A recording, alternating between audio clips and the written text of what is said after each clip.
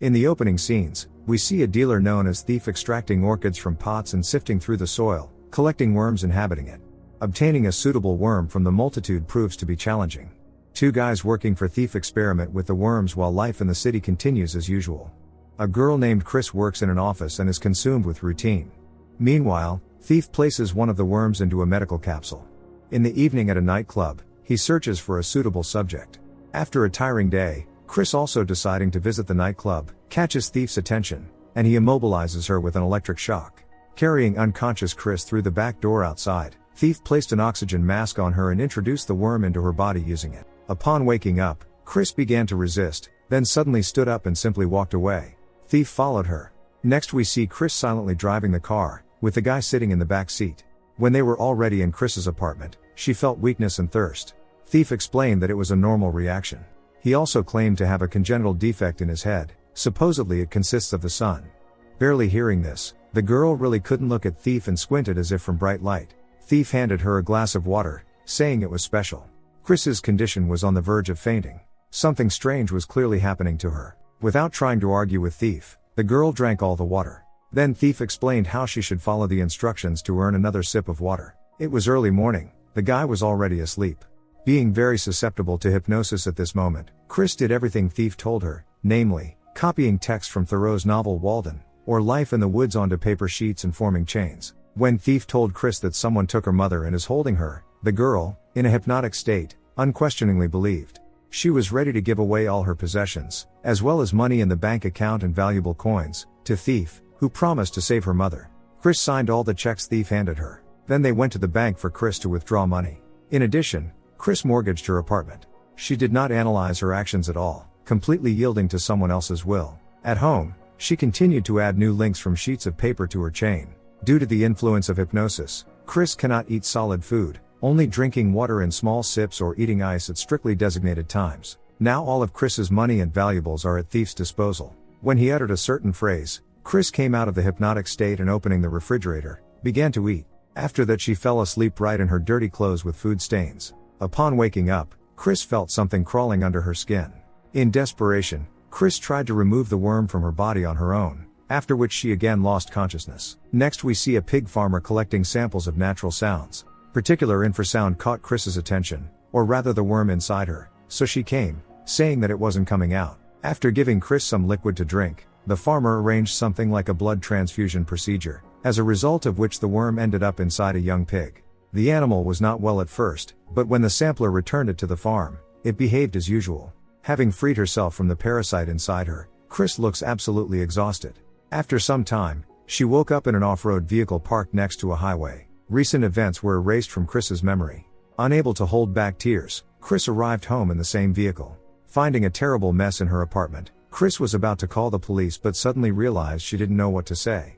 After cleaning up the apartment, Chris went to work. She tried to justify her absences by claiming illness, but she was fired anyway. Later, when Chris went grocery shopping, she discovered that all her money was gone from her card.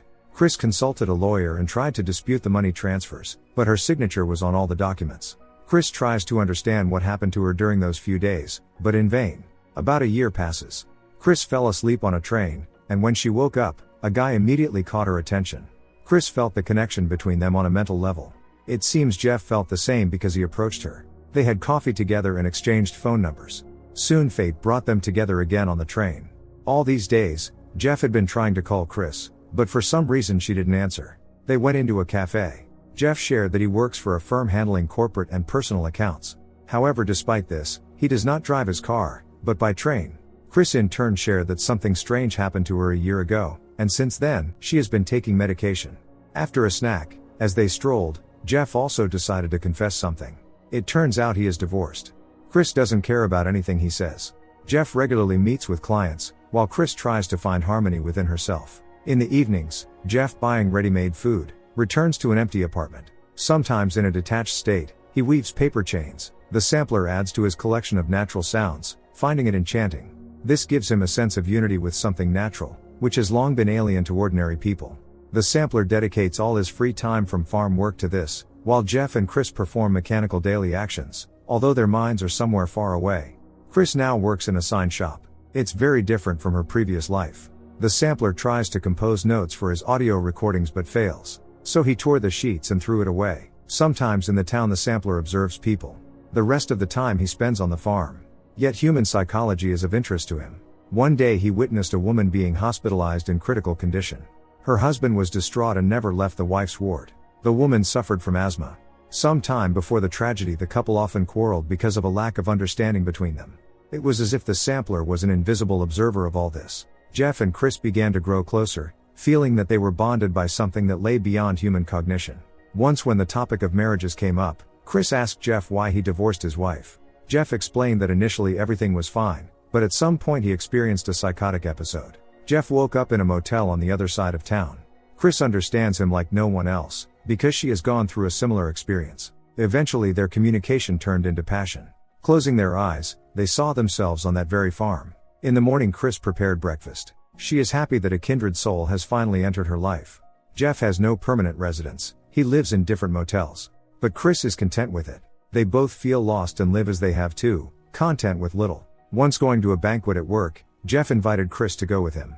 For some reason she burst into tears. Jeff told Chris how much he cherishes her. Also Jeff finally revealed what happened to him. He used to be a successful broker, but at some point under the influence of hypnosis, he started diverting the company's money between different accounts. It's a fraudulent scheme designed to take the money for himself. Since then Jeff lost his job at the prestigious firm and his broker's license. Jeff was lucky to avoid jail and found another job.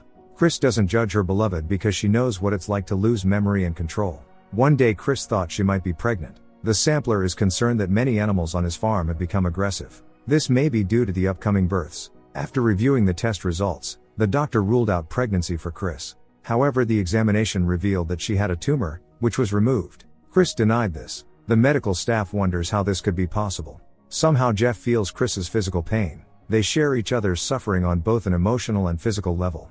The doctor concluded that Chris's condition was not at risk right now, but she would probably never be able to get pregnant. Seeing Chris on the street, Jeff caught up with her and asked where she had been.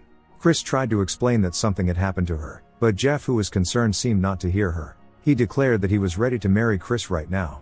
They embraced. Soon the couple finally acquired their own car. Chris wanted to go on a journey and just disappear. When she asked Jeff where he would like to go, he said towards the light. Chris and Jeff spend all their time together, talking about their past, nature and the universe. Soon, both Jeff and Chris begin to realize that they perceive each other's memories and personal lives as their own. All of this is somehow connected to the events on the farm. When the sampler was about to catch piglets born from that sow with the worm inside, Jeff inexplicably bursts into rage and attacks his colleague. The sampler plans to get rid of the piglets. This greatly affects Chris's emotional state. Rushing outside, she falls into hysterics. The farmer threw the bag into the river. Chris's hysteria intensified, while Jeff's state became more detached. When he finally managed to reach Chris, she tearfully said that she no longer feels them. Chris was disoriented and couldn't find a way out of the building. It turned out that she somehow ended up in Jeff's office. He explained how to get out and picked her up by car. All Chris wants now is to get home as soon as possible. Embracing, she and Jeff sat in the bathroom, feeling acute baseless anxiety. The bag was carried away by the stream. Several hours passed, but Chris still couldn't calm down, and neither could Jeff. To vent his anger in some way, he chopped down trees on the plot. Some more time passes. A blue substance begins to gush out of the bag at the bottom of the stream, soaking the orchids growing on the bank. Chris thought she heard a sound. Jeff told her that she was scaring him a little. Now they live in an old house. Chris has completely lost her peace due to lack of sleep, but Jeff is sure that any sounds in such an old house are normal. Chris says that this sound is both low and high at the same time. Meanwhile, the blue liquid continues to fill the water and feed the plants on the bank. Local residents strolling in the forest saw beautiful blue orchids and plucked it to sell later. No one knows that the orchid's roots are teeming with worms. Chris and Jeff come to the conclusion that recently Chris has been unconsciously whispering quotes from the book Walden, or Life in the Woods. After this, the events of the past gradually begin to restore in their memory. The sounds that Chris constantly hears are the sounds from the pig farm recorded by the sampler.